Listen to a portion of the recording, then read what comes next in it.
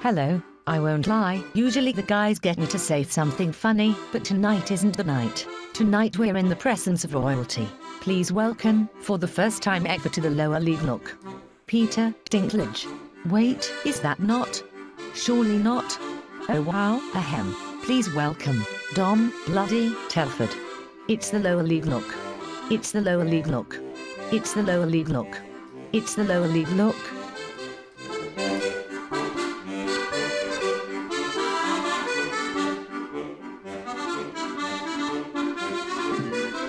Oh, I'm going to clap right next to that microphone. Oh, we're that loud? We are back. Welcome. Guys, we're here. We've arrived. It's episode 15, because I wouldn't call last week's 13, sorry, because I felt it was bad luck, so I put that as 14. I've just lost count of the amount of episodes that we've done. No, I don't care about episode numbers anymore. No, it's lower league Telford week. That's what we'll call this. Lower league. It's Dom Telford. It's there. It's there down below. Oh my God. Good to be here, chaps. Oh, good to be here. How are you doing? You all right? All good, mate. Yeah, just chilling. Just made the missus some tea, so she's happy. What's for tea? Do you know what? I pulled all the stops out tonight. I made chicken halloumi, spinach, peppers, peri like creamy sauce. It tasted better than it sounds. Sounds awesome. That sounds good to me. So is this what you are going to be doing post football? Get a Michelin star chef on the way? Absolutely not. Absolutely not. She cooks most of the time, so when I do cook, I need to pull some out of the bag. You know what I mean? Is this because the World Cup's on and you're like, I want to watch a bit more of the World Cup, or I've got these two wankers to talk to tonight? Going to make some dinner. Yeah, well, a bit of both. Right, so do you know what? Before we came on, we mentioned how we're coming to Crawley on the 10th of December. Yeah. Are you making our tea? No. That's fine. That's fine. I won't be. Oh, cracking! Yeah, that's great. I'll give you a voucher for McDonald's for after. Yeah, I would be delighted. KFC lads. If the game's going to move forward as well, because there's a potential with the World Cup, England playing in the evening, so the games have started to move. I really hope not, because I'm doing like a Christmas concert thing in Falkirk at night on the 9th, and then I'm having to travel all the way down if it's 12:30 kickoff. That'll be an absolute volley. That'll be an early start. That he's driving. He's setting off after the show to mine. He'll get to mine for 2-ish in the morning, and if the game's been moved to 12:30, we'll be driving straight here from 2, straight down. But he gets to sleep in the car. Don't feel sorry for him. Don't make sure you've got loads of Monster lined up for me at the bottom. I want some Red Bull. Yeah, mate. Right, well, thanks for coming on. We're going to do this. Anytime. What we're going to do is we're going to go back to the beginning of your career, Dom. Nice. Because have you got your notes? I am. There he is. Sam Hornby's raging right now because I didn't write anything down for him. That's because I kind of knew Sam Hornby's because he played for Bradford. You've not yet. See, I'm more raging that you didn't tell me that notes were being made. I go as normal, underprepared. I get right. Can I just say, I gave him an hour's notice. He did have an hour. He messaged me going, "Have you made notes?" I said, "Yeah, I've made notes." And he went, "Oh, I'll make notes then," and then just didn't make notes. Well, he had Football Manager to play, didn't he? More important things. Mate, I'd get Boreham Wood promoted out of the playoffs. Fair play. Honestly, he's just put his CV in Crawley. Take that. Yeah, he could do it at Crewe though, because they're openly accepting, which is a bizarre situation at the minute. So I'm reading. It's like a news reporter. Started at Blackpool. Yes, you did back in the day. There's a couple of things I noticed about your career is that you've been at clubs, and I'm not blaming you, by the way, where things have gone horribly wrong. Oh, yeah. There's a common denominator. Yeah. Denominator. Yeah, I've had. Yeah, I don't know what it is, mate, but obviously Blackpool, that was a blessing for me that the ownership was, all over the gaff, to be honest, because there's no way I'd have played otherwise. because that season where I made my debut, there was I don't know if you remember it, but there was like 4 lads on the bench for the first game of the season. Yeah, they didn't have a squad. Who was your manager then for that season? Do you know? So we had so I made my debut that day, and that was Jose Riga, the manager, and then he left and Lee Clark came in. Christmas, when was it? Maybe like October, November time. And that's when I played from Christmas really. So yeah, it was like I couldn't believe it, to be honest. It's like I wish I could remember it a bit more now and could have took it in more. You know, like playing at some of the places I played, it was just unreal, unbelievable. But at that time, you think, well, this is me now. I'm going to play in Championship forever, you know, or like you don't know how your career is going to go, and obviously everyone's got that confidence where you're thinking, this is me, you know. Yeah. So I wish I could have took it in a little bit more, but even still, like some of the memories I've got from when I scored my first goal, that feeling, I'll never replace that feeling. It was unbelievable. Is it the same feeling now? Like when you score a goal, is it the same feeling across the board? Like, do you still get that? Oh yeah, big time. Like proper. Even as mad as it sounds, even in training, right? If there's a ball and a goal and there's no keeper in and I'm 5 yards out, that still feels the same as scoring on a Saturday. It's mad. Yeah, but that debut goal, that was like, because I sacrificed so much as a kid. Like teenager, all my mates were going out drinking, doing whatever, and there was no way I was like, no one was getting in my way. My mates were great, to be fair. You know, they'd never offer me anything or say, you know, do this. It was never any of that. But the temptations were obviously there as a teenager. Yeah. You know, we've all been there, haven't we? Especially growing up in Burnley. Yeah, well, to be fair, I didn't grow up in Burnley, but not far from Burnley. So, were you Clitheroe? Clitheroe, yeah. Grant, he's posh. Yeah. Posh. He's a posh boy. He's a posh boy. Yeah. So there's temptations everywhere, isn't there?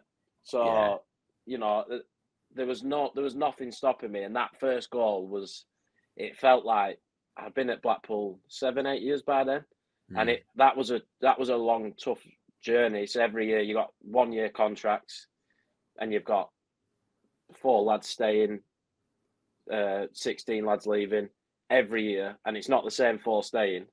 No. You know, so it was like it just felt like there was that much in the way, and you have to get lucky as well, you know, with like not getting injured and stuff like that, and you know, it's opinions in it, so people rating you basically. But I worked so hard for that goal that feeling was just I could never replace it. Who was it against your first goal? It's the only note I've not got. Rotherham. Do you know what? I did know that, and I didn't write it down. I'm not you don't need your notes, you sound. No, yeah, I did actually know that, and I can't remember why I knew that. Oh, it's because I don't like Rotherham. Yeah, well, there you go then. So the season 2015 ends, and you were in the squad. You were playing in the game when it was abandoned against Huddersfield, wasn't it? Yeah. What was that like to be on the pitch? And obviously, you know that there's a lot of unrest in the crowd, and then when you see the fans coming on, what goes through your head when you see that? Like, scary. Was it? Scary. Were they angry with you, or were they just angry? No, it was literally all on the Oystons. Yeah, so for weeks it had been building up. I think if it happened now, I'd completely understand. You know, it'd like compute in my head what's going on, and I'd probably expect it to happen in the game at some point. But at that time, it was like my 15th professional game. Yeah. When it's all still a blur anyway, and I'm just thinking it's another game of football. I know the fans are angry and stuff, and like a few smoke bombs getting flown in at before the game, and all sorts of stuff going on. But for me, it's just like this whirlwind of playing, loads of fans there. You're not used to playing in front of fans, so there's like that's all just crazy as it is. And then I just remember looking around at just after half time. I've turned around and I'm just seeing about 20 lads with their hoods up, all in my head. My first like reaction was 20 lads with hoods up running towards me because I was in the middle of the pitch. So like you don't think in your head, I'm on a football pitch, I'll be fine. They're protesting. I'm just thinking, what's going on here? Why are they all running towards me with their hoods up? So I'll be honest with you, I was the first one off there. Leg it. Yeah, I was straight off. I watched it back on Sky Sports, got home. I'm like, what's just happened? And then I couldn't even see myself on it because I was the first one off. I was down the tunnel like, what's going on? I was going to say, you're short enough to run through their legs anyway. Yeah, I could wriggle my way through. Right, we got 10 minutes in, guys. 10 minutes in. 10 minutes in. For anyone who hasn't noticed, what we've actually done is we've brought in Peter Dinklage tonight. And he's just putting on an accent from Clitheroe. Accent. Yeah, and he's just going for it. I'll let it go over my head, lads. See, in that game, obviously. In that game, obviously, it was just after half time. Was there any indication when you were in at half time? I obviously still 0-0 in there. What was the atmosphere like going in at half time? Was there any sort of thing where you thought, by the way, this could potentially boil over? Were there any of the lads talking about it? Was the manager talking about it at half time? Yeah, see, I can't remember too much. I think because back then I didn't have a voice in the dressing room. If someone told me to do something, I did it. I listened. I was a proper young pro, you know what I mean? I think if it was now, and you pick stuff up, you're hearing stuff, and communication's massive in it. So even not just on the pitch, but in the changing room, it's massive. You demand stuff from each other, and you listen to each other. But at the time, I'm just thinking, poor, I'm knackered. Right, let's just get through this 45 minutes type thing, and let's in my head, I'm thinking, just give it everything. If you get a chance, that's what's going through my head, not what's boiling over. But I remember there was my mum and dad were there, and they were scared. My mum was scared because she was seeing windows get put through, people getting egged, and they had to come in through reception, and I'm sure the windows were all broken and that. So, but they're all pro. So she's obviously scared because it's not something you're used to if you've not seen it before. You know what I mean? So it's basically how I felt as well, because it was like I did not know what was going on really, or I knew roughly why they were protesting, and they were right to do so. But yeah, it was a mad experience, and luckily I haven't really I haven't experienced anything I have similar, but not exactly the same as that, because it wasn't nice. No, we're going to come on to the similar. I was going to say, did everyone just hide behind Nile Ranger? Yeah, 100%. I was walking out with him after. To be fair, I don't even know. I think he'd gone by that point. Was he gone? I think he did. Did he leave halfway through the season? Yeah, I think he'd gone. Yeah. We could have done with him though that day. Yeah, but you know what? If Nile Ranger were on that pitch, it'd have been so much worse. Do you know what? Right, I'll say this on record. He is the nicest lad in the world. I just think he's got a short fuse, hasn't he? I think. I don't even know what it is. I think he's obviously been through a lot in his life, and because back then I was 17, 18, and my dad's a Geordie, so I grew up Newcastle fan. So I'm seeing now Ranger play for Newcastle, idolising him really, because I'm thinking I want to do that. Yeah. We'll go watching and he'll come on. I'll think, I want that to be me.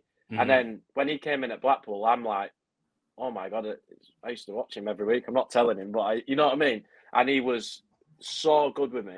He couldn't have been any better. He was even just little things like saying hello to you, how are you, you're right, remembering who you are the first time you see him to the next time you see him. And he was just because I think there's a persona about him which is like bad boy, all that. Which obviously, you know, if you make mistakes, then unfortunately in the public eye you do get labelled. But from a day-to-day point of view, he was such a nice lad.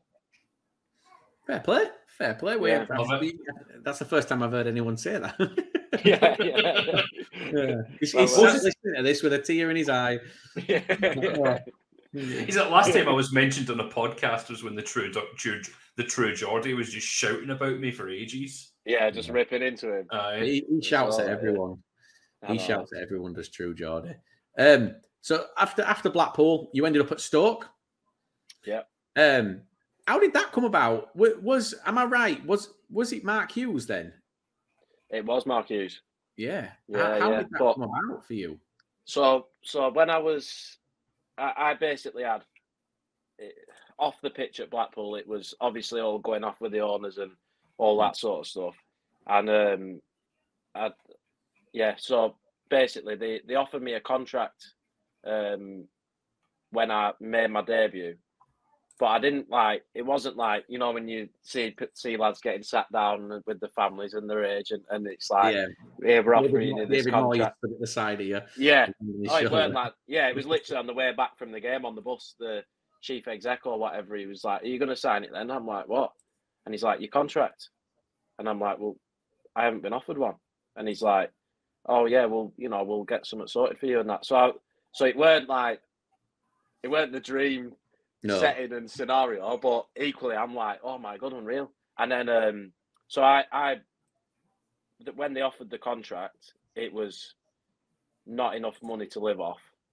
Like I know you'd think championship playing and all that. It genuinely was. I couldn't afford. I had a Peugeot 107, my first car, and I couldn't afford to pay the insurance on it and petrol and get into training and back. So never mind anything else. That I couldn't afford to do that. So I was, So when I got off, play on slots at Blackpool as well, don't you? You want to get on front into Coral Island and play on the on the fruities. I'd have needed to. Jesus Christ. I'd been offered this contract, and I'm like absolutely over the moon because I've worked all this time for it. But then at the same time, I'm thinking like, my dad's saying, Dom, it's not enough to live off. So I've gone back in and basically said, look, just give me 50 quid a week more, like anything, and I'll sign it today. And they said, obviously it come from the old owners, but they basically said, no, it is what it is. You either sign it and play in the first team and everything's great, or you don't sign it and you don't train with the first team, you don't play for the first team, you don't eat with the first team, you are under 18s. So then I'm like stuck in two minds. I'm like, what the hell do I do here? I can't turn down being a professional footballer when I've worked all this time to be a professional footballer. But then I don't want to be relying on my parents for money because they've paid to get me up and down the country playing football since I was 4 or 5. So I want to take a bit of responsibility and pay for myself. You know what I mean? This is Premier League Stoke at the time, isn't it? No, sorry, this was Blackpool. It was Blackpool. This was his. I was like, Stoke? What? Yeah, no. It was better. It was a lot better than Stoke. It was a lot better. Grant's trying to work out where the fruit machines are. I'm just like going here. I was like, fruit machines, Stoke, Blackpool, Dom Telford selling himself down the side. You should have done your notes in your note. I know. Yeah, exactly, Grant. I've got it all written down here. I've got, look, £50 a week more. It doesn't really say that. No, so so I was like stuck in between. I just didn't know what to do. So I got an agent, reluctantly, really, because I didn't want an agent at the time. I'm not with him anymore. But so he basically said to me at the time, he was like, Dom, if they're not budging, you're better off playing for the under-18s every week, because I was scoring every week. So he said, you're better off getting 90 minutes. I can get scouts down to come and watch you. And you've made a bit of noise anyway because you've made your debut. So just do that and we'll get you a move at the end of the season. So I'm thinking like, it's not ideal.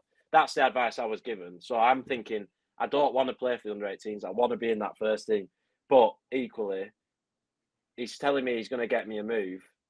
So I'm just like me, my mum and my dad at the time.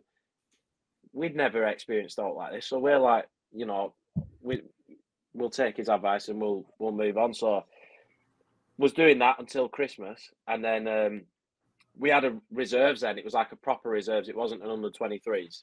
So Lee Clark came in, the manager. Obviously, he didn't know who I was, and then I think it was a training session or a reserve game. I can't remember, but he basically said to the U team, like, I need a striker.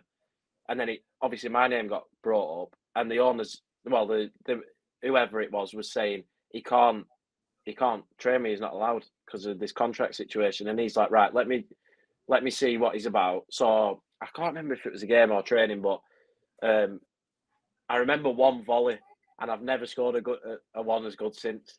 Someone, you know when you're in the D and someone clips you the ball and you like have a touch and finish. Well, I just hit it one touch, bit of swaz on it, top corner, and he come charging over Lee Clark. He was like all over me from that moment. I've never scored one again. Just a question: do me and Grant look like we've ever been just outside the D on a football pitch? You do it. Chicken soup. I do. Yeah. That's the closest. But I know how you feel about when you hit it and it just goes. Oh, if I get over the halfway line, then I get a nosebleed. Yeah. I know a few lads like that as well. So that all happened, and he was like, "No, I want him in my squad," because obviously we had a thin squad still, and he was like, "I want him in my squad." So from then, I just started playing. So now I've gone from playing for the U team to now playing in the Championship at 17, 18. So now, like, one scout every 3 weeks coming to watch you on the Saturdays. Now they're there anyway because it's Championship football. You know what I mean? So it was. I had so it got to the end of the season, and then they were being funny over monies basically, because if you're there, I think it's like 20 grand a year when you're under 10, and then 30 grand a year under 12. Don't quote me on the monies, but that's how they work it out for tribunals and stuff. Then how many appearances you've made, if they can't agree a fee and it goes to tribunal, that's how it's worked out. So there's 12-year-old kids earning more money than me. So no. 10 appearances. No. I'm like, what? But say if someone was playing for Man City at 12 and they wanted to leave and go to Man United, but because they're under 23, if Man City offered them a contract but they wanted to leave, that club would have to pay Man City a fee. Mm-hmm. Yes. So it'd work off like each year that they were there, what age they were, and that's how they come up with a fee basically for how much. So the player won't get a penny; it'd all be between the clubs. They hands together at that point, weren't they? Well, yeah, I think so. But then it ended up. I don't think he got what he thought anyway. But so Stoke were obviously in for me. 2-year deal and an option, and I'm genuinely in my head, I'm thinking like, I'm going here to play. Like I know it's not going to take. It's not going to be. I'm not going to walk into the team, but that pre-season, I scored in pre-season for the first team, and I'm thinking like, this is me. And then they signed Shaqiri. I'm thinking, this isn't me. Grant's got your team that you had that season. I was looking at some of the players in Stoke that season, and I just love how you just went, do you know what? I was going to play. And it's when you're looking at Shaqiri, Peter Crouch, Bojan. I was like, yeah, there's some players there. Yeah. I thought me and Crouch would be good up top. Can you imagine? What were it like? You stood next to him. Like, honestly, you can imagine. Yeah. Did you have even though obviously you didn't make a first team appearance for Stoke, did you? You played. I think first season you were with the first team, but second season you went to the under 23s. I think, is that right? Yeah. So every pre-season up until the one I left, I was with the first team. So I had like 3 pre-seasons with the first team. Honestly, that experience when I first signed, I went straight in with the 23s, and I didn't really know. I don't know what happened, but I'm I'm thinking I'm like, well, I'm a professional, you know, like I'm 18 or would I've been 19? Yeah, 18 and a half, say. And I'm thinking I'm signing a professional contract. That's me as a professional. I'm first team. But the way they do it, and all big clubs, is you can be 23 and you're still an academy pro.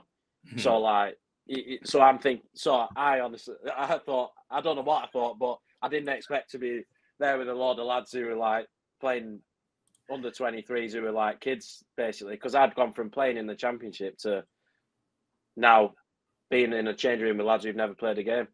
Yeah. So then it's like, well, this is strange, and straight away I thought I need to get out on loan, or I need that buzz again. I need to be playing again. You'd had that taste of first team football at a competitive level. You were like, no, I need to keep going and going and going.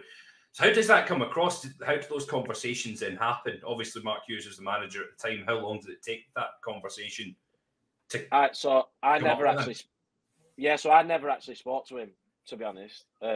Really? It was all down to my agent.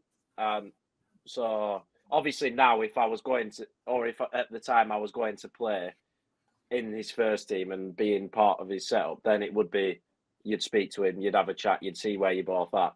But I think in my head, well, no, I was deluded because I thought I was going to be involved. But looking at that squad, they're signing me as an asset, really, for the reserves, to think if I have a good couple of loans, they'll probably sell me, make a few quid. You know, like, you don't know, do you? But did you speak to him the other week? Did I speak to him? Yeah. Yeah, I did actually, yeah. So you spoke to him more playing for Crawley than when you were there all those years. Literally. Remember me? Yeah. He's like, I know you don't, but I was cleaning Wilfred Boney's boots.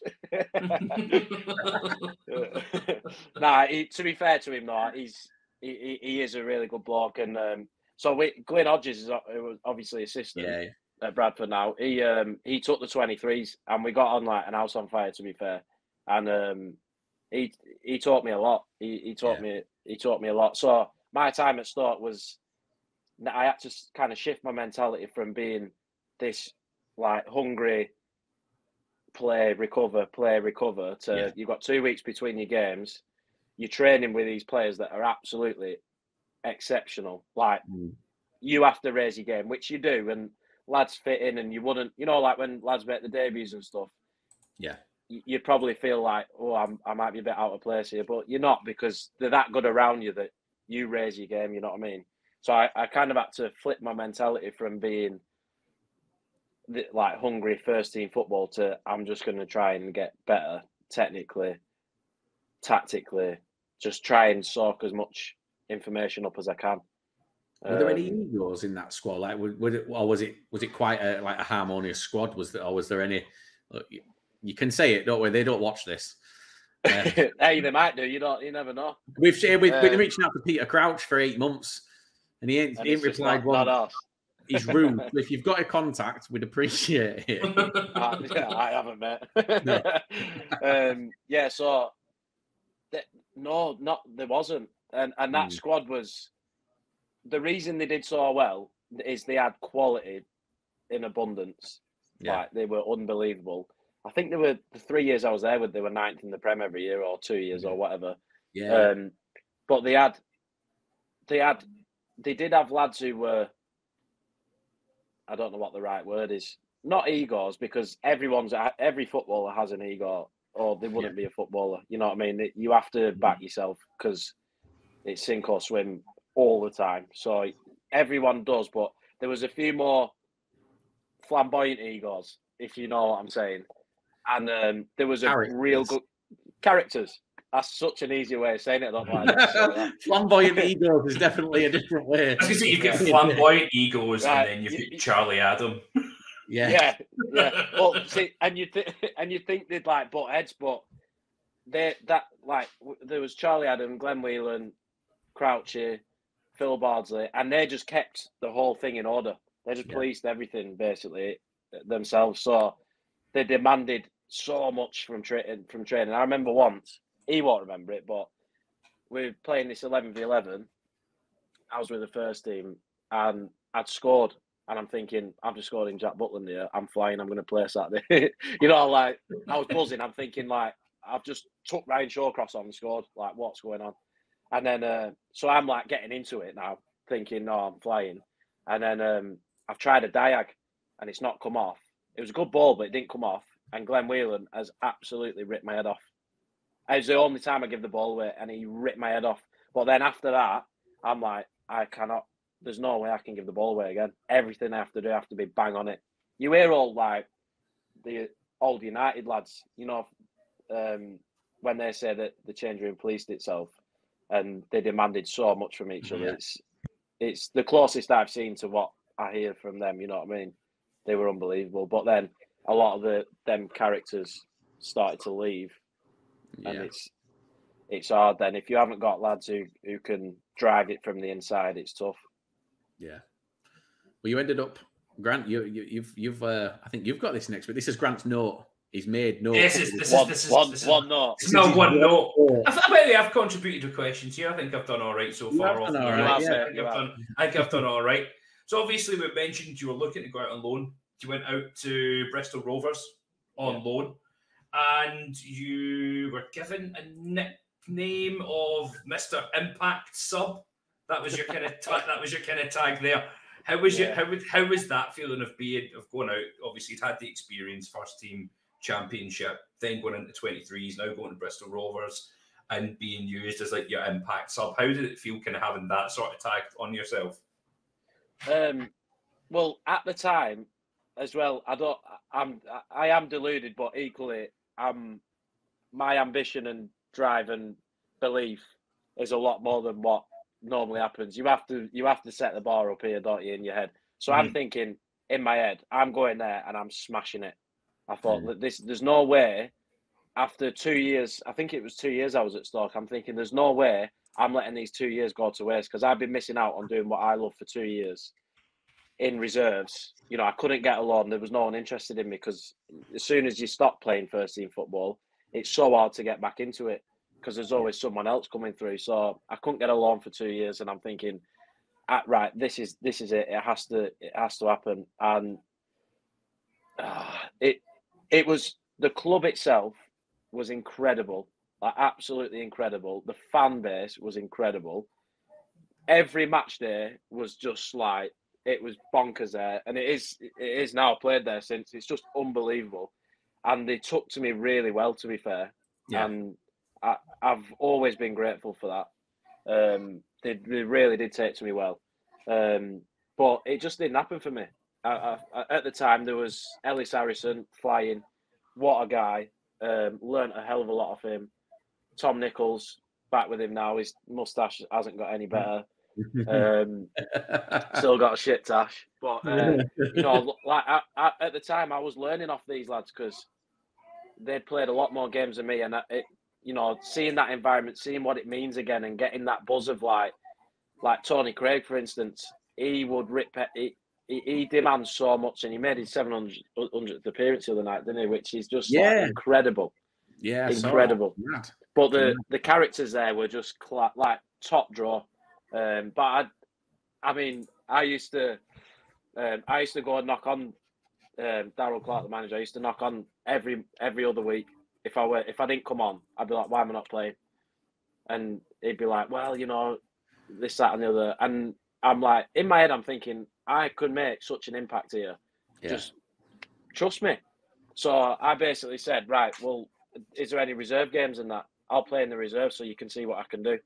Because that was my mentality. I didn't want to go out on loan, be this like, I'm on loan from a Premier League club, I'll just chill out and go back. I'll maybe get another loan. You know, I didn't want to do that. I wanted to come here and make an impact and kick on. So I said, right, let me play in the reserves. And I remember Chris Hargreaves, he was funny. That I don't know if he'll remember this, but the first conversation we had, he took the reserves at the time. And he said, "Oh, Dom, are you playing tomorrow for the reserves?" I was like, "Yeah." He was like, "Oh, you don't have to. Like, don't worry, mate. You don't have to." And I'm like, "No, I want to." And he's like, "It's not a test." And I'm like, "No, Chris." I'm like, "Chris, I want to play. I'm playing." But obviously, he's thinking Premier League club. why would he want to play for Bristol Rovers reserves against whoever it was? I can't even remember. When I could have been playing against a lot, Premier League reserves in the 23s and that. But it weren't my mentality. I was thinking, I'm going to play. I don't care who it's against. I'll score goals, and then I'll go in and say, right, come on, you've seen what I can do type thing. So I ended up playing 6 games for the Resis, scored 14, and 14 in 6. Yeah, for the Resis there, yeah. And there was no stopping me, mate. I wanted to get in that first team. So that's Mike Fondop levels of form, isn't it? Yeah. But as well, I knew that because it's such a big club, the papers even spoke about the reserve games. So if you did well in the reserves, then it just gets it keeps your name out there, and so because it's so easy to just get throws out, and I weren't going to let that happen. So anyway, Chris Hargreaves loves me now because we ended up winning the reserve league last 6 games. But he was a great bloke, and Marcus Stewart, he's fallen ill recently, which is such a shame. But he was incredible, and I'd give him so much credit for even for last season and the way that went for me, because Tom Nichols will tell you the same. He used to get me and Tom every single day. We'd have 60 balls, or we'd have 20, but we'd just do it 3 times. And he just put a corn in the corner of the goal, and he'd just throw balls. We'd be 5 yards out, throw balls up to us, headers. It just literally good habits. And he used to say to me, he'd be like, Dom, you're not playing on Saturday. Probably won't play the weekend after. And he was assistant manager at the time, and he's like, you're not going to play, but you're not doing this for Saturday or the week after. You're doing this for in 2 or 3 years' time when it's just second nature. And wherever you are in the box, it just gets tucked away, and it's that like instinct. And he said the same to Tommy, because Tommy played a lot at Bristol, and he was playing really well, but he wasn't scoring. So he said, like, listen, this isn't for here and now. It's for in the future when, it's just natural. And then he signed at Crawley, and he's been unbelievable in front of goal and assists and all that. So I have to give him so much credit, Stewie. He was brilliant. All just development. Yeah, without me knowing it really, because he was the assistant manager. He didn't have to do that to me because he knew I weren't going to play. So he was doing that to make me better as a person and as a player. Not for. He weren't doing it for Bristol Rovers for the team. He was doing it for me, which goes a long way, doesn't it? You know what I mean? Massively. Yeah. You had after that, you went to another club. I was going to touch on Darryl Clark, because again, he seems like a person in the game that's very, very similar. Touch on him. I was going to say, I always hear great things about Darryl. I keep calling him Trigger. I don't know if any of the players were allowed to call him Trigger at the time. No, it's Gaffer, or you're getting fined. Oh, is he a finey sort of person? If you call him everyone is in football. Everyone is in football. Everyone. Because he was always a joker as a player, Darryl Clark. Yeah, he's always a big joker. What was he like as a manager? Very similar. Very similar. He had very high demands. Wanted a lot from his team, but I feel like the team that we had, we were probably punching above our weight mid-table in League One. But because he had such a good group of lads and such a good core, and like everyone would do anything for each other, that he used to get results. And fair play to him, you know what I mean? I think it's hard for any player who doesn't play under a manager to say they're the best thing since sliced bread, because if he'd have played me, I'm sure I'd be saying that, you know what I mean? But as a bloke, everyone loved him. It seemed to be the same that he had last season that rubbed off when he was at Port Vale as well. Yeah, I don't think anyone seen Port Vale going up in the playoffs last season when you looked at the playoffs. And they just done it. They had that togetherness of everything that had happened over the course of the season. Yeah. And it all just seemed to come together to this kind of great moment for them getting promoted under him as well. Yeah, he does bring that. Like, he's unbelievable at what he does. I don't know how he does it or whatever, but he knows what he's doing, you know what I mean? He's class. Yeah. He's class. And anyone who I still speak to at the time speaks really highly of him, you know what I mean? Yeah. Even like Tony Craig, to sign Tony Craig, I think it was straight from Millwall. He'd never lived out of London, so he's basically said to Tom, "You never have to come in on a Monday if we don't have a game on the Tuesday. Stay at home with your family." Yeah. So so Tom's then Good thinking, geezer. "Well, no one else is offering me that." You know what I mean? And it's little things. It's not money that and stuff like that. Especially our level, maybe when you get to Prem, it's a bit different in it. But little things like that go such a long way, and he was class with that. Yeah. We'll come on to money soon, Don. Yeah, I've been waiting for it. Yeah. We should have seen our inbox when we asked for questions. Not one person spelt Crawley correctly. They all took the E out and put a pound sign. Yeah, I've been seeing it for a few months now. We'll get to that. So nicknames, like Grant said, you were Mr. Impact sub. You then went on to another club and you became Mr. Checker Trade. Yeah, I did. Yeah, checkertrade.dom. I like that. That's the episode name. Checkertrade.dom. Cheers, Dom. That's handy. No worries. To be fair though, 7 goals in 7 Checker Trade games that season. I genuinely will look that up. That season, 7 goals, seven goals in 7 Checker Trade games, 14 in all competitions. Then in December, Stuart Day came in, bought the club for £1, and it went to shit as a club. The whole club went to pot. I mean, it kind of went to pot before that, didn't it? That's how he got it for £1. But what's it like as a player when you hear that there's a new owner coming in and they're paying £1 for the club? How does that impact you?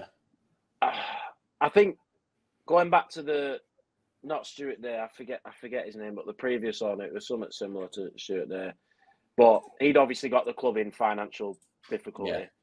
This is Bury, by the way. The reason I didn't say it is because I don't know if I say it right, because I say Bury where I'm from, but other people say Berry.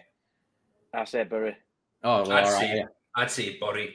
Oh, we're all right. We'll stick with Bury then. The reason I didn't say it, that's why I just said Mr. Checker Trade, and I thought people can Google it. Yeah, it was the Bury season. It was heartbreaking. It was. It was horrible. But so obviously it was in financial difficulty, and I truly believe that the reason it got to that point was purely ambition and mismanagement of finances. It wasn't done from bad intentions, if you know what I mean. It was literally, right, we're getting promoted, we're doing this, let's sign all the best players on all the best money. And it didn't happen. And then when it doesn't happen, you're scratching your head thinking, shit, we've just been relegated and we've still got all these lads on a load of money. So I sort of went I signed there. I actually played against Bury for Bristol Rovers. So I wasn't playing at the time. And I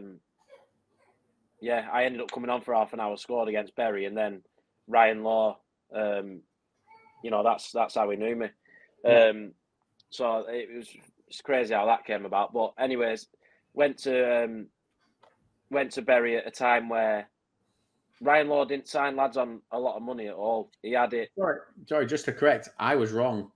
Steve Dale bought it from Stuart Day. That's it, Steve Dale. That's rushed notes, that is. That's because Grant rushed me that there. Because I knew I'm used to doing it all myself. So see what happens when you make notes and you get notes wrong. God's sake. Right, well, listen, I got the name right, just in the wrong order. Can't get the staff these days. Grant, Darryl Clark won't be the only one handing out fines if you carry on. They're not cheap either. No. So it was literally just mismanagement of money and of being over ambitious, really. And then Ryan Law did unbelievable and Stephen Schumacher, who's at Plymouth now. The two of them, love it. Oh, they were so good with me. Like I genuinely can't speak any higher of them two. No. The pair of them. As soon as I came in, Lowy was so demanding of me. Like I'd score 3 in training in a 2-minute game, and he'd be like, "Yeah, but what about that last one?" And I worked well off that, you know what I mean? And in my head, I'm thinking, "Oh, I've just scored a hat-trick. What more do you want?" And you know what I mean? Just little things like that. He always wanted more, and he used to, on a Monday, he'd sit me down and the strikers down, and he'd go through our clips, and he'd ask for our opinions, and he'd tell us what he would have done in them positions. That's like and listening stuff. to your own calls back when you work in a call centre. That and then you listen to your calls back for training. I couldn't think about work. I'd just literally go, yeah, we'll crap that. No matter what happened, overhead kick from halfway line, crap. It helped me loads because I'd have my opinion, and he'd say, why did you do that? And I'd say, well, I feel like if I shoot here, there, or I feel like the keeper was here or whatever at the time, and he'd say his point, and I might not agree with it, but then I'm seeing a different aspect of someone who scored 200 odd goals in the career. So then it's just like sucking information out of them and little things you do pick up, and it was brilliant. But going back to the ownership, so we were getting paid late from pretty much when I signed, to be honest. Wow. But that was mismanagement of finances. It wasn't ill intentions. Then the new owner came in, Stuart Day. Am I right? Yeah, it's Stuart Day. Yeah. I've got it written down here, Dom. Yeah, good lad. He bought it from Stuart Day, apparently, according to this. Yeah, it was Stuart Day. No, Stuart Day was the old owner. It was the new owner that came in. I'm going to say Steve Dale. Sorry, Steve Dale. Yeah. We could have pretended there that we had that right. Yeah.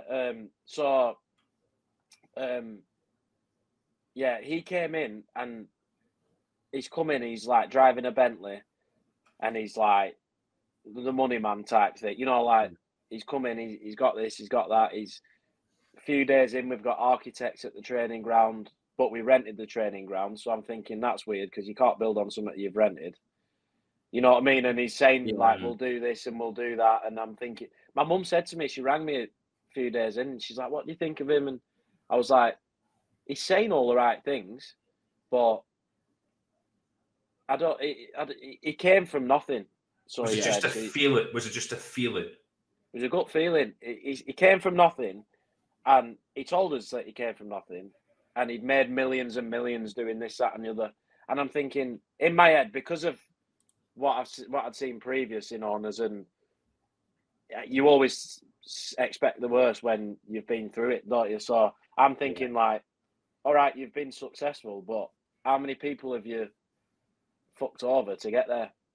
You know what I mean? Like that's genuinely what I thought, and I told my mum that. I said like, he will have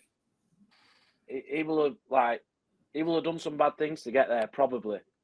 Yeah. That was just what I thought. So. No one's clean at the top, are they, really? No one's got a clean conscience at the top, I don't think. Yeah, you don't know, but it's normal people can't get there, can they? You know what I mean? So it's like, I don't know. So I was a bit sceptical. And then because we were doing really well in the checker trade and got to the semis, and we had a few televised games, we were still getting paid because that was money coming into the club from the winning the checker trade rounds, being on telly, all that stuff. So we got paid for like another 2 months, 3 months, whatever it was, because that money was still in the club. But he basically bought it for £1 and never put another penny in. So as soon as that TV money dried up and we got knocked out of the checker trade, that was it. We didn't get paid. And we're like, hold on. So that's an exclusive there. Dom Telford bankrolled Bury's wages. Mr. Checker Trade. The checker trade. Cashing checks. I don't know about that, mate. I signed way after they were paying that sort of money. But yeah, so see on the checker trade thing, I might be going off piste a little bit here. Obviously, fans they look at like the checker trade or the Pizza Cup now, and fans struggle to get behind it. How is it as a pro when it comes up to these competitions and going? Is there a different view, or is it the same? Next game, get through, get the results in. Especially when it comes to playing like your 23s Premier League teams. Yeah, I could only speak for myself, and I just see it as a free hit. I think, like in my head, say this season I've scored 2 in the league, which is nowhere near where I need to be, but I've got 5 in all competitions because I scored 2 in the checker trade. Yeah, you know what I mean. So then I'm thinking, well, if I'd not played in them, or if I'd sacked it off, I'd have 2 goals, and that would look bad. But I've got 5, and you can build on that. You know what I mean? So I love playing in them because it's I must have played about 15 games in them and scored about 12, 13 goals, something like that. I love them games because it's just like free. It's a free hit. You might be playing against lads who've not played a lot of minutes recently, young lads, and it's just you need to take advantage of it, in my opinion. I think you coming from that, like obviously being kind of stuck in the 23s for a while as well, will probably give you that a little bit more respect towards it, towards the guys when you're coming up against those teams, because you know what they're going through. Yeah. So 100%. You see it and people moan and they say, oh, it's a joke because the 23s are in it. But then you see these 23s teams beating teams that are in that. And it's like, if it's that much of a joke that they're in, turn them over. Like, you shouldn't be losing to them if it's a joke. And the fact that there is, I think you should get behind everything. I went last night to the Pizza Cup, Salford away, lost 1-0. I went to Burton a month ago, lost 4-0, but we got through because the other teams didn't get the results they needed. So we lost 4-0 and went through. Getting smashed by Everton 6-0. Yeah, that's just you in general, guys. That's you guys every season. Grant, don't worry, you won't have to worry about checker trade next season. Don't worry, Grant's not going to have to. He'll have stories where he can tell people about. Back in my day when we were a football league side. Oh, shit in it. I've already had those days away to Kings Lynn. That's an experience. Yeah, can't wait. I can't wait to see it again. So after obviously everything went to shit, you ended up moving on. It was Plymouth next. Yeah. Weirdly, so I know Wikipedia is not a great source, but it's always good to get just a little bit of an insight. So Plymouth was the one where you started in League Two, you got promoted. Yeah. It was the first club really that you stayed at and you played consecutive seasons at. Mm-hmm. It's the only one on Wikipedia that just has a one-line thing. It's like 11th of July, Telford joined up with Ryan Logue, being his manager at Bury, signing for Plymouth, and it just never mentions Plymouth again. Yeah, there wasn't much else to talk about that for the 18. Yeah, but I mean, you got a promotion there, didn't you? I did. I didn't feature as much as anywhere near as much as I'd have liked. I literally signed, got injured on the first day, and just never ever really got going after that. It was just. It was hard for me. It was just a bad 18 months. Injuries. Then when I did get back fit, I'd be back for a game or two, get injured again, or the lads would be flying, so I'd just be on the bench and then get injured in training. It was just a proper bad time. But that club, I'm so happy they're flying this year. Yeah. And Shuey, I'm not surprised in the slightest that they're doing so well under him. Yeah. It's not surprising. He's a top guy. He is. I remember his time at Bradford. It was the first name on the team sheet every single week. You knew what was coming. You knew what you got with him. There was no nonsense. But I mean, for you here, your second season, obviously you left in end of January, didn't you? At the end of the window to go to Newport. Yeah. You'd played 24 games for Plymouth that first half of the season. Second season. So you got a more regular start, hadn't you? Well, they were all like 5 minutes. Yeah. Right. No. So that's why Wikipedia, you can read it one or two ways. It's annoying, isn't it? Yeah. So I rarely started, but it literally was a conversation I had with Lowy in the January. My contract was up in the summer, and we'd been through thick and thin together, and we really had. We'd been at Bury, not got paid, got promoted, and that was like there was some terrible times there, tough times. You know what I mean? Not just for us, but for the staff, for the chefs, and everyone clubbed together. Then we went to Plymouth, and for me personally, it was a shit time, but they got around me. You know, they couldn't have done any more for me. It was just one of them things. It's not meant to be. You know what I mean? And then we had a chat in the January, and I just said like, I feel like I need to go now because I knew I needed to go and play because I'd not played for so long. I knew he'd probably release me in the summer, and I didn't want that. Not the rejection side of it, but we'd had such a good time together. It was just like a tough conversation you have to have. You didn't want him to have to do it. Kind of, yeah. Yeah. And I knew that tough times, good times never last, do they? Or nothing good lasts forever, as Solly say, which is cliche and all that. But I knew at that point my time was done at Plymouth, and it just hadn't worked out, and I needed to swallow my pride and go and get games, score goals. And he was brilliant. He literally said, Dom, I respect you a lot for doing that. Because I know people say, you know, I've moved for the money and all this. I took a massive pay cut to go to Newport when I had 6 months left on my contract. So I could have just sat on that contract. Yeah. And then signed at Newport in the summer. But I knew I needed to go and play. And I took a big pay cut. No one thinks you're here for the money. I've just had notification that 25 grand for tonight's appearance has just gone through. So you'll have that in your account on a pay cut. yeah. The other half I'm paying in installments. There's Crawley fans right now doing backflips. We're nearly at Crawley, but before we get to Crawley, we've last season. Yes. Unreal. Well, it was unreal, but I'm quite glad because you didn't score against Bradford. I didn't know. I nearly did though. Last 5 minutes. Yeah, but do you know what you did do? You got booked. Oh, lost my head. Proper lost my head. Yeah, if we'd have had a decent ref that day, you never know. I might have scored. Dom, no, you can't say that. We can. You're not allowed.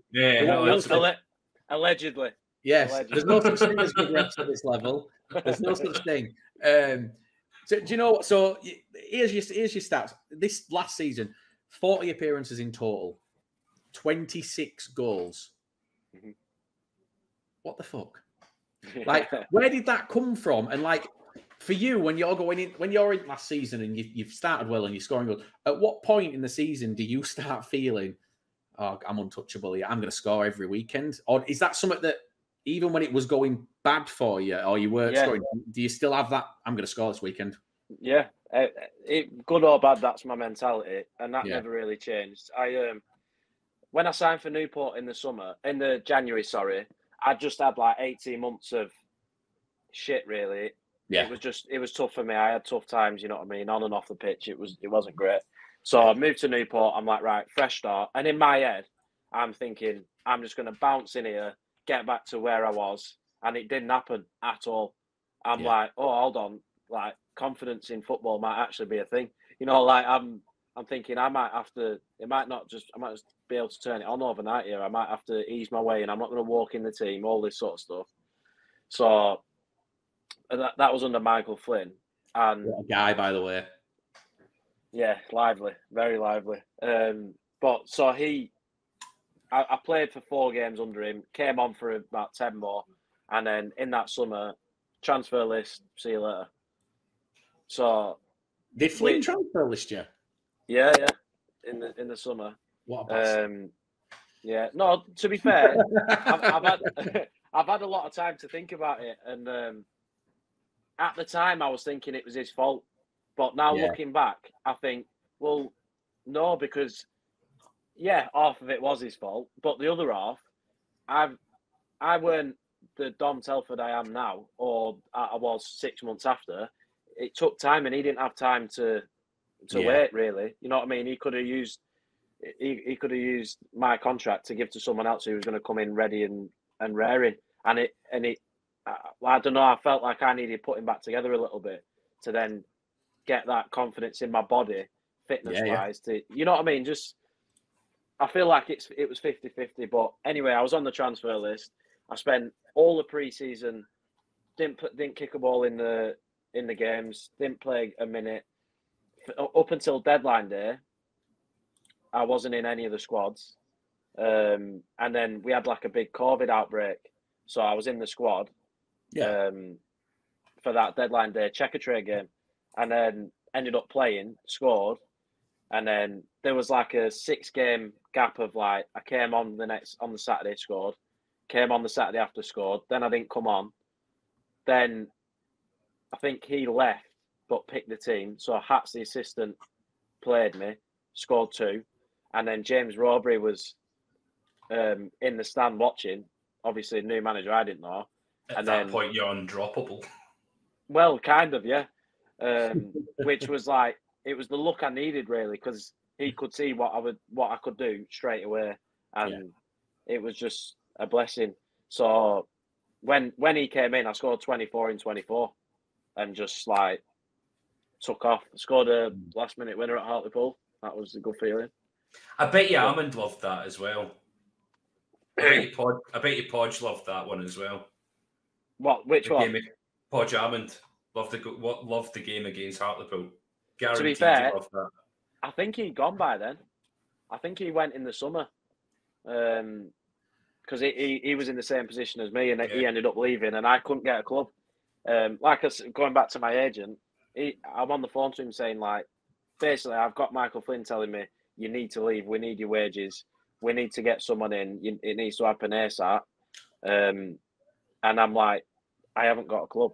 And then I'm ringing my agent saying, and he's like, Dom, I've put your name out to every football league club, and no one's having a sniff, because I'd had a shit 18 months at Plymouth, injury wise. I'd gone to Newport, it had not happened for me. Like, I believed in myself, but no one else could see it. You know what I mean? You have to prove yourself, don't you? So it goes back to what we were saying earlier on. Obviously, you kick-started that in the checker trade, or whatever the cup's called. Yeah. And it's those goals that have kicked you back on. Exactly. To kind of spur into the league. A bit of luck with the COVID outbreak. And there we go. You're undroppable. Yeah, exactly. I couldn't. That's what I mean. You can't turn them games down. Because if I'd have not played, or if I'd have sacked it off, then I wouldn't have come on the Saturday. And so I wouldn't have scored again. Then I wouldn't have come on. You know what I mean? And it just snowballs. It can get you going and gets your tally up. And then, so James Rawbury came in. He was brilliant with me. And that was the first time I felt like I'm a footballer. Yeah. As mad as it sounds, because obviously I've played a lot and been through a lot, but I've never played every week knowing I'm going to start. Like, you're playing this week. Regardless of what happens, you're going to play. If you play shit, you're going to play. You know, like, and if you not touch the ball for an hour, you're staying on. You know, like the big games when we played against Crawley last season, I didn't touch the ball for 85 minutes. We were 1-0 down. Ball came across, bang, goal, 1-1, went on with a point. You know what I mean? And he had that belief and trust in me to play me all the time, which was the biggest blessing, really. That's all I was waiting for, because the whole time I played, when it's not been too good, or I've had tough times, I've always known what I can do. And I've always told managers, just trust me, and I'll do the business. And he did. So it was unreal. I mean, I was going to ask, what is the secret to that season, to getting the best out of Dom Telford, but I think you've just answered it. Yeah, pretty much just playing. I know it's like the last 10 games I didn't score. I scored 1, I think. Yeah, 1 goal. Yeah, weirdly. Yeah, you just... I brought down, to be honest. My body was like shattered because I'd never played so much. 5 games on the spin. Yeah, I was shattered.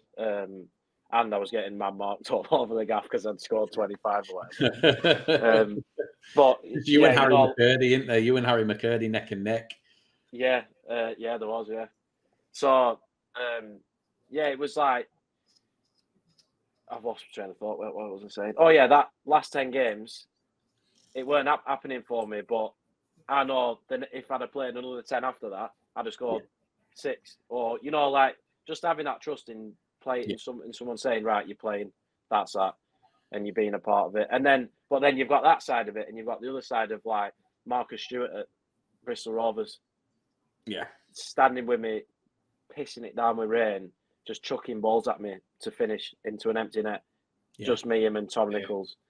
And little things. And, like, even Glyn Hodges, there were certain, I won't bore you with details, but certain finishes like when I scored against Walsall at the weekend, that finish, I would have done something completely different if it weren't for Glyn, because he taught me that finish basically. So then at the time, like now or last season, it's second nature. Wherever you are on the pitch, you know what you're doing. You know how you're going to finish. It doesn't matter about the keeper. It doesn't matter about defenders. It's all what you do. You know what I mean? Yeah. So I hope that answers your question. So here's probably, it's a question that Newport fans want to know. What made you leave? Great question. For some reason, I don't think you expected that question then. No, I didn't. No one's really asked me that. You can cut the fucking tension in this room with a knife I was looking down at my notes. See you later, chaps. Yeah. I was looking down at my notes and I was like, oh, getting closer to this one. Yeah. I didn't even know he was going to ask that No, question. I was like, I wanted to get a proper wow. reaction. I think it's an important question, really. No, it is a good question. Because you've never had that chance to say goodbye as well. No, and I'm glad you've asked it, to be fair. So my intention when joining Newport was always to play games, score goals, and get back to where I was. That was always my intention. So I feel like coming to the end of that season, I'd done what I went there to do. And I think if I stayed, my relationship with the fans or with the club, like if I'd have had a season like I have this year there, then all that hard work, it's not for nothing, but it's not the same. You know what I mean? It's like you're leaving on a high, you've done your job, you've given them fans the best Saturdays they've seen for a long time. They've left with smiles on their faces and everyone's happy. And I feel like it was the right time. I feel like if I stayed, like a lot of lads left as well, which were crucial in me doing so well, like Finn Azazi was on loan, Ollie Cooper, Courtney Baker-Richardson. We all played really well together as a group. Yeah. And they all of them left. So then it's like you have to find that chemistry again, and it's almost like playing in a new team. It wasn't the same team. So I wanted to explore all my options in the summer just to see what sort of level offers had come in at and where I'd be. But I think it hurts me a little bit. It doesn't hurt me because football's all about banter and that. But I get a lot of stick off Newport fans for my decision to leave. Yeah. And I can't speak any higher of my time there, the fans, the club. Yeah. I loved it to bits. I really did, and I felt like leaving on a high was the right thing to do. But you're quickly forgotten in football, aren't you? And then as soon as you don't score, you shit. And you know what? We didn't want you anyway. And you become the panto villain. Yeah, you do. But once your career's over and you've retired, the negative thoughts will disappear. They will remember that season. That was what they won't talk about the other stuff. And I think it's because they've still. It's like still a bit fresh in it.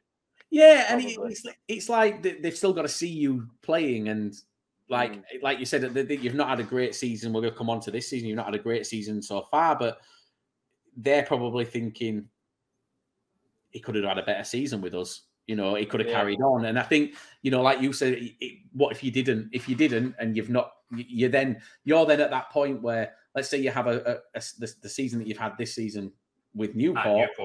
You're then trying to claw your way back up to get that high. Mm-hmm. And you've done it. So I do actually, I've never thought about it like that, but I kind of see where you're coming from. Leaving on a high is always your best way to do it. And I felt like even if I had a good season, I could never the first 25 games of last season, what's the odds of you replicating that, scoring 25 in 25? So even if you score 10, which is an incredible return, you're not living up to what you know what I mean? It was a lose-lose. So it was a tough one, but I love all the banter and that, you know what I mean, off all the Newport fans. It's funny. But I do hope in time they remember what I did for the club, and you know, obviously we didn't get promoted and all that, but it was a special season. So hopefully, in time, they can remember me for that. Hopefully they'll watch this and this will help them. We've just mediated there. We've just given everyone some closure. I think that's the nicest thing we've ever done. It is the nicest thing we've ever done. No, to be fair, there were that time where we got Scunthorpe's owner to resign. That was pretty nice of us. We'll talk about all that off afterwards. You'll love that story. Now we're gonna just rip the band. Well, it's not a band-aid because we're not American, but that's the saying. It rip the band-aid off. Why Crawley? Yeah, you can't have been short. You can't have been short of offers of being the top goal scorer in the league last season. So the only offers I had, genuinely, of what I know of, which my agent told me about, was Plymouth, which was, you know, Shuey rang me directly and said he'd take me back, but he couldn't guarantee me the game time. And then you look back at the time I had at Plymouth, and it was just, if I wasn't going to go there and play, am I back to square one? It was just, I needed a fresh start, and in my head, I'm thinking, I'm going somewhere, I'm kicking on, I'm doing as best I can to replicate what happened last season, and I need somewhere ambitious to do it. Yeah, you know what I mean. And then my agent mentioned Crawley, and I was like, really? And he's like, yeah, they've got new owners, they want to do X, Y, Z. So I was like, cool, we'll speak to him, spoke to him. And I feel like even now, as a club and personally, it's not gone the way we wanted it to this season. We know we've taken flack for it, Dom. Yeah, but we've been taking pelters since 30th of July. It started. Yeah, but that's not from not being ambitious and not wanting to do the right thing and not putting in the hard work. You know what I mean? So me and the owners and the club at the minute, some people might agree, some people might not, but in my opinion, we all want the same thing. Yeah. So I want to kick on. I don't want to play in League Two. I want to play in League One. I wasn't getting League One offers as much as people think I probably was. I genuinely didn't get League One offers. So I want to get promoted and have that chance of playing in League One. Yeah. And proving myself of what I can do. So yeah, just, you know, the ambition from the owners and the manager at the time as well, who, you know, was ambitious and wanted the right thing. It didn't work out, unfortunately, but, you know, that's football. Mm-hmm. But I've signed a 3-year deal. You know, if we don't get promoted this year, which never say never, because, you know, you just never know. Well, Bristol, to give you some hope there, Bristol Rovers last season were 18th on the 1st of January. That's what I mean. You never know. You really never know. And we do. Hartlepool going up. Staying up or going up. Yeah, well, I don't think either. Yeah, so you know, you literally never know. So, you know, I would love nothing more than for us to go up this year, and we will be doing everything we can. Yeah. At where we are, you have to take it game by game. You can't be thinking we're going up. You have to take it steady and keep level-headed. But yeah. I've signed a 3-year deal, and I want to be in League One with Crawley in the time of this contract. Yeah, you know what I mean. That's what I want, and then when I'm in League One, I'm somewhere where I'm settled. Like for the 4 months I've just moved into my house with my missus now, but I've been in an hotel for 4 months. That's not good for, you know, trying to sort out accommodation. Yeah, that can't be good for your mentality as well. No, but you have to do it. You know what I mean, to sort out where you're going to live if you're chopping and changing. I don't want that. I want to be settled. You know, my missus has moved down. She's got transferred to London office, and she's happy. I'm happy. We're in a nice house. You know, we're settled, and the length of contract, the 3-year deal, no one else was offering me anywhere near that. By the way, so that length of contract means that I can make it my home. You know what I mean? And I think as a footballer, people don't see you as a person; they see you as a footballer. So like, they won't know Dom; they'll know Dom or Telford. You know what I mean? Yeah. So yeah, you know, I want to be happy playing football, and I know that I'm not going to walk in the team because Nadders and Tom Nichols are two of the best strikers in the league. That's a fact. But I want to be a part of it. I want to be on the journey, and I want to get promoted. That's fair basically. play. That's So fair there you go. play. And obviously, I'm going to say it because people are going to just say that you were lying there, but the money helps. Let's be honest. You're Yeah. This is the thing. We said this before we came on, and I'm going to defend you here. You're not going to have to say it. I'm going to do it for you, right? We're not talking hundreds of thousands of pounds a week. This is a short career, and your wage now, you know, you play until as I don't know, probably what 35, 36, maybe a little bit longer if you're lucky. Yeah, my body's knackered. I don't know if I'll make it that far out. So. But your weekly wage, you've got to essentially split that down in like when you think about it, you've got to put that in across a 30-year period. So every week is like 3 weeks it's got to last, and you're planning for your future. So I don't have an issue with any footballer. Last night, I'll give you a perfect example. We went to Salford last night, and Elliot Watt plays for Salford. Yeah, Played for us last season. Good player. He's very good player. I'll be honest. We as fans, some of our fan base treated him horrifically last season, and then were up in arms when he left. And it was like, I wouldn't blame him for leaving. But when he went to football, well, it is. And he went to Salford, and it's always been, he's gone for the money. He's gone for the money. Last night, Elliot Watt went down, took a knock, got subbed off, and he came off in front of the Bradford fans. And the guy sat next to me went, Elliot, why did you sign for these? I thought you were better than this. And he just looked up and went, more money. And just smiled and walked away. And I'm like, do you know what? Fair play, because he hasn't just signed for more money. Obviously, there's other reasons, but but he probably knew that I'd get a reaction at the time. Yeah, and at a League Two level, you need to go where you do need to go where the money is. Yeah, well, at League Two level, more money is £200 a week. Exactly. More, you know what I mean? It's not. Yeah. It's not $5,000 a week more, 10 grand a week more. Mm-hmm. Yeah. So you can talk about money all you want, really. I'll have to work when I finish playing football. If you have a League Two career, you can't retire on what you know what I mean. You can't retire on the wages that you earn. You've got to get the most out of this. Yeah, you do what you can, and then you know it is what it is type thing. I'm gonna take some pelters for that, aren't I? Yeah, I'm gonna take some shit for that. You can take them instead of me for a change.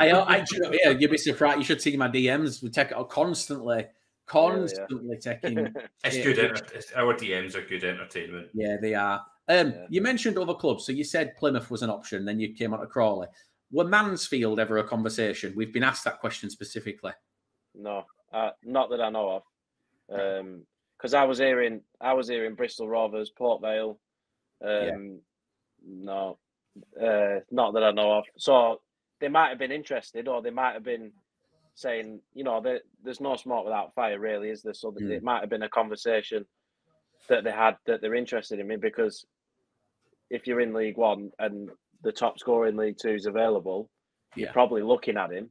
But no one actually offered a contract as if to say, this is concrete, we want you, like, let's sign. You know what I mean? There was never any of that. Genuinely, I don't know. So just Plymouth and Crawley. Is that because you said before we came on that your agents essentially just handled it all for you? Yeah. And then gave you the concrete offers when it came. Yeah, that's because it's hard, mate. Not as a footballer, as a human being. Like, let's just, you could say anyone, say someone in Scotland, for instance. And so let's just say someone in Scotland is interested in you, and because you know scouts have to watch games of football, and if you play well, they'll obviously be interested, but that doesn't mean to say that they're gonna blow the budget on you. You know what I mean? So if I found out every time someone was interested in me, especially in the summer, it's not fair on, like, my missus she'd be on Rightmove. We'd have an house sorted straight away. Yeah, she'd be thinking about. She'd be looking at everything. You know what I mean? And it's not fair for that. So the way me and my agent work are good. It works for me in the sense of if there's something concrete where we can have a discussion about it, and it's an option, then we'll talk. But until then, don't tell me. You don't want to know about it. I think that's probably the best way to be. It is the best way to be, because that at that point, you can't really be accused of going for the money because you've not spoke to 10 clubs and chose the highest offer. Exactly. If there's no offers there, or if there's a few offers there, you choose out of the few. You know what I mean? And Newport had offered me a contract. I won't. You know, that's not. That was public, wasn't it? Everyone knew that. Yeah, and it was very, very hard to say no. To be honest, very hard, and I don't regret my decision because I don't think you should have any regrets, and everything happens for a reason. And I feel like leaving on a high has to be better than leaving on a low, because anything after that would have been a low. You know what I mean? You're not going to replicate that. If you're leaving, if you had another season, you had a low again on that, you might not get the option of a 3-year contract, which you've got at the moment. Exactly. You can't turn your nose up at that. No, exactly. So yeah, I'm grateful for everything they did for me as a club, Newport, to be fair. And I think it was that little bit sweeter that I'd come off the transfer list out of nowhere. They weren't expecting it. I weren't expecting it, and it just happened. And it was class. It just clicked. Yeah, literally just clicked. So as far as WAGME are concerned, so we get so much stick for WAGME because we are sponsored by them, and I'm not going to lie, that's how we got this interview. So screw you guys. We're not. Cheers, WAGME. Yeah, thanks, WAGME. But because of the way they came into the club, and because they'll be honest, they came in, they were loud. They said, "We're going to do this. We're going to do this. We're going to do this." Do you guys, as players, feel sort of an extra weight on your shoulders? Like, do you carry that expectation with you, or does what they do off the field? And I know Grant's got another note. This was his second note that he's wrote down. He's got something to talk about there. Like, so what they do off the pitch doesn't make any difference to you whatsoever. Not at all. Not at all. And I think they're very, very clever business people, clearly. I think the way that, that they do things different to other owners and stuff like that. And I think everyone's going to have an opinion in football. If you do something good or bad, you can't please everyone. You know what I mean? And do you get paid in Bitcoin? No, I wouldn't want to. The market's crashed. I wouldn't want to. That was the worry when they took over. That was what people were saying. How are they going to pay wages in Bitcoin? It was like, no, they're not. Oh, I heard all sorts. They're going to make money elsewhere using whatever they use, and it's going to be. You can't run a football club you've still got to run it in pounds. Yeah. I've got to get up for saying it. You see, you can't get a mortgage in Bitcoin. Yeah. You can buy an house outright with one. Yeah. So you could 6 months ago. Yeah. So yeah, I love them, to be fair. I think they're brilliant. I think obviously it's not worked out as it stands, so it's hard to say. But I will not be surprised if we just start going like that as a club, because they're ambitious. They want the right things. If it's not worked out, it's not from not wanting it to work out. You know what I mean? They want success at the end of the day, and all the YouTube stuff and all that. It's bringing numbers in that you just ruined Grant's question. That's what I was actually going to move on to. No, it's a good intro to it. So obviously you said there all the YouTube things. You've got the side men that have came in. You've had Toby coming to train with the lads. Can I just ask a question before you go into this, Grant? Right, you've just said side men. Yeah. Why can you say side men but you can't say sideways? Oh, mate, different podcast. Move on. Just show everyone. Oh, sideways. Thank you. That's my reaction every time. It's sideways. So how do you say side men? Side men. Fuck knows me. My missus says sideways as well. It's not. That don't mean it's acceptable. Grant, Fred and Rose West did some stuff together. It didn't make it right. Just call them the sidey men now. Yeah, the sidey men. Oh, the sidey men. 1 minute 30 cut. No, we don't do cuts. That's gonna be on our no context lower league look page now, isn't it? The sidey men. Sorry, Grant, carry on. You threw me when you said side men. The side men. So obviously when this thing came out saying that initially it was that they were going to come train with the view, or they were going to get scouted at the side men match. Yeah. With the view to train to come and potentially play in an FA Cup first round match. Social media fucking blew up on that. Mm-hmm. And a lot of fans from Crawley, other teams are going, that's disrespectful to the first team players. It's going to steal a playing position from a first team player. When obviously it's never going to happen. How did that, what the question everyone was asking, did that impact any of the players' mentality? Did you ever go, oh, we're going to lose a spot for a YouTuber, an online personality for an FA Cup game? Was that ever a concern for any player? Nah. And I think it's like, looking back now, you look at the numbers that it created and you look at what it did for the club. I mean, I'll get messages about Toby and Manny and Jed, the three brothers. I'll get messages more about them than how I got on at Walsall on Saturday. You know what I mean? So it's creating that buzz around Crawley Town, and it's Crawley's name getting mentioned over and over, and it brings numbers in. So, you know, you might like it, you might dislike it, but you can't argue with the numbers. You know what I mean? So whatever your opinion is on it, it did. I'm sure it did what they set out for it to do. You know what I mean? And to be fair to the lads, the three brothers, they're proper lovely lads. Like you wouldn't think twice about who they are, what they've done. Where they're just down to earth, lovely lads. And they've got a bit as well, to be fair to them. They weren't the worst three in training, let me tell you. So maybe after training, people were worried. we might come on to that. Yeah, no, they were top lads, and they come in, they train or whatever. That's not harming anyone.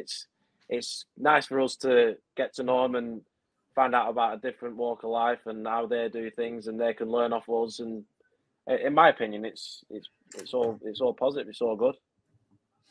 I like that, and I hope people listen, because here's my thing about all this. We speak to a hell of a lot of people about Wagner, about the things that they're doing, and the people that know them and speak to them all have the same opinion. In one, like not necessarily the same opinion, but these are people that aren't necessarily connected. So, like, aside from a few DMs back and forth, we've never spoken. No. But you've got the same opinion as what we've got after meeting these guys and doing work with these guys. And so have other people that don't have any connection to you and don't have any connection to us. Mm-hmm. You said earlier about there's no smoke without fire. There's got to be a reason for that. And there's got to be some truth behind it. These guys, we said when it first happened, so obviously they tried to buy Bradford. That was the first public one.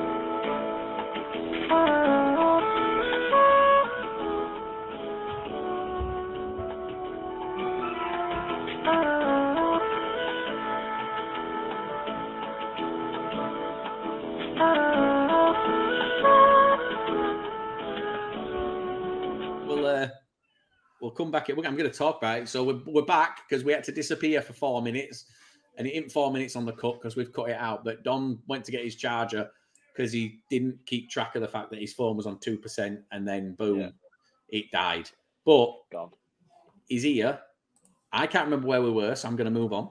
It must have been a tricky question, and I just turned my phone off and pretended my phone died.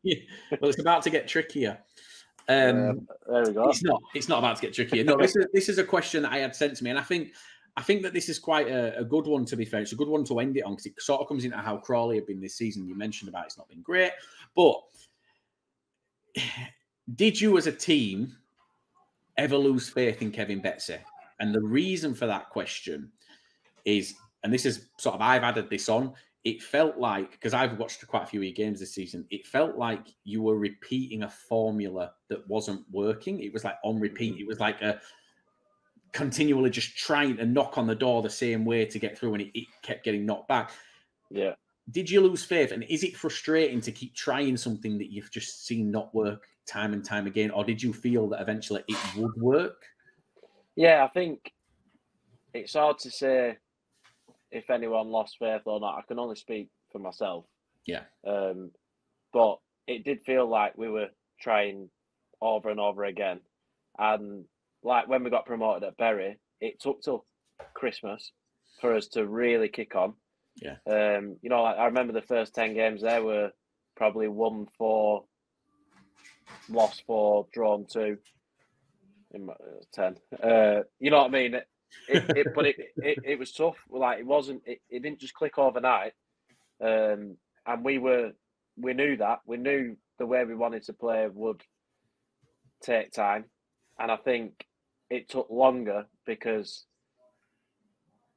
there was a core from last year of lads who played regularly together, who a lot of them are playing now, really. And, you know, like there was loads of new lads, basically. So if you've got a new style of play and new faces who haven't played together, it's going to take even longer. And unfortunately, it was too long, like, you know what I mean? But yeah, he had good intentions. He was a good bloke. I can't say a bad word about him, you know what I mean? And it just didn't work out. And then I think Youngie's come in, and the lads love Youngie to bits. He's a really good bloke. He's been around the club for years. Knows how to get results, basically. He knows what Crawley is.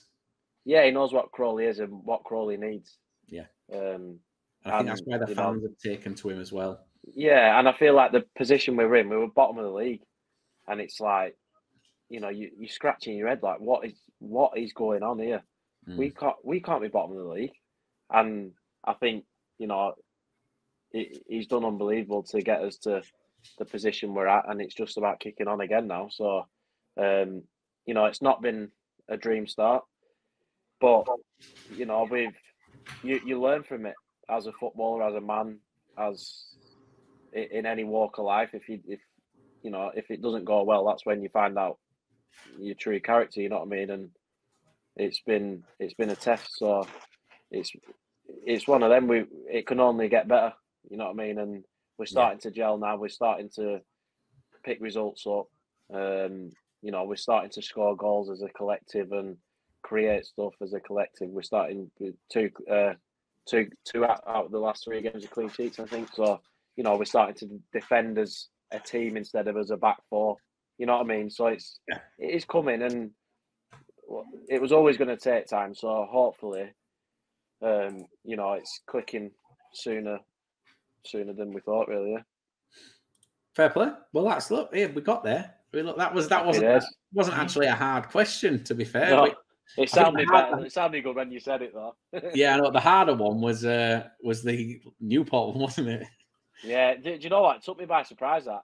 I've never been asked it, and I've always probably wanted to explain myself, because all it was like, I've turned down a contract, I've put up a thanks on Instagram, and that was it. I've gone, and then that's that. And then people can take whatever they want from it, or look at you however way they want, but they don't know your side of it, or they don't know your reasons or your mentality.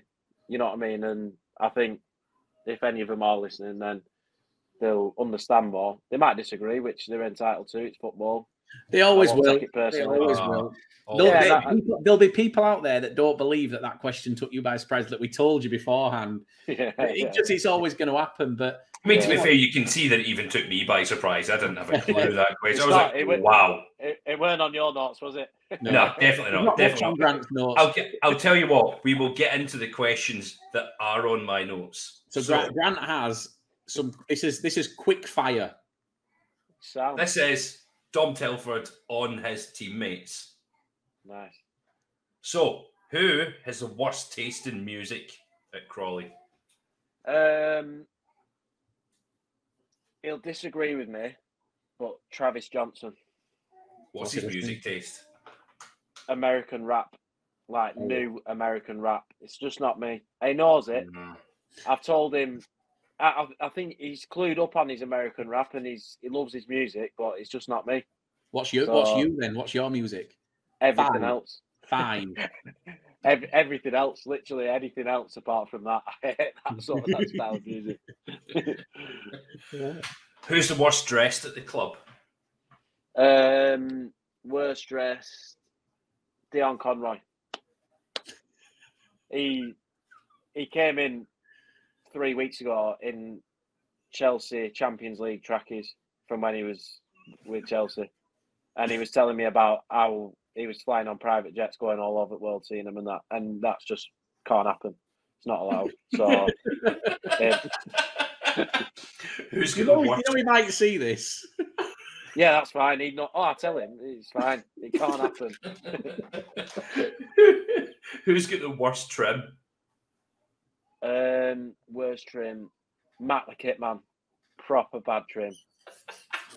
Proper bad. I love it. It's a Kit Man. Yeah, he's bullying people who are just doing a day-to-day job now. No.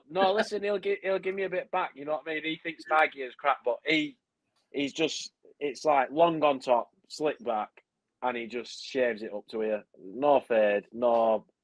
There's no like elegance to it whatsoever. It's just like short, back, and long. Nice. So, Matt. Who is the first one out in the bleep test? Ooh, first one out in the bleep test. Has to be one of the keepers.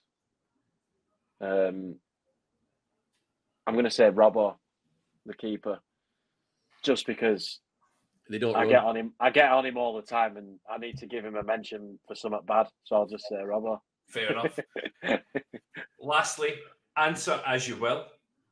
Who's the longest in the shower? Corey or die by a country mile.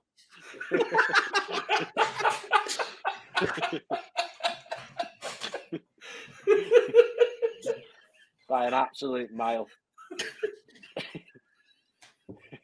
Longer than anyone else in there, put it that way. You must take a scrunchie in and everything. Yeah. Loads of shower gel. Yeah, that's him. Right, before we get sued. So, Dom, honestly, this has been awesome. We didn't think you'd go into as much as you have, and that's like, thank you so much for that. And I hope anytime. Well, next week then we'll do it again. Yeah. You can come every week. My missus will be killing me. Yeah. Well, we'll be seeing you in a few weeks anyway, so we'll come say hello. Yeah, so. No, honestly, thank you very much, guys. Anyone who had questions, we hope you've got the answers that you wanted, and if not, tough shit, because that's the answers. Unfortunately, it don't always get you the answer that you want, but we got the answers. Grant, walk us out. Oh, everyone, the right way. Yeah, you have done the right way this time. Amazing. Yeah, it's horrible, isn't it? Yeah, so this has been an absolute pleasure tonight. I think this has been my favourite interview that we've done so far. It's been great.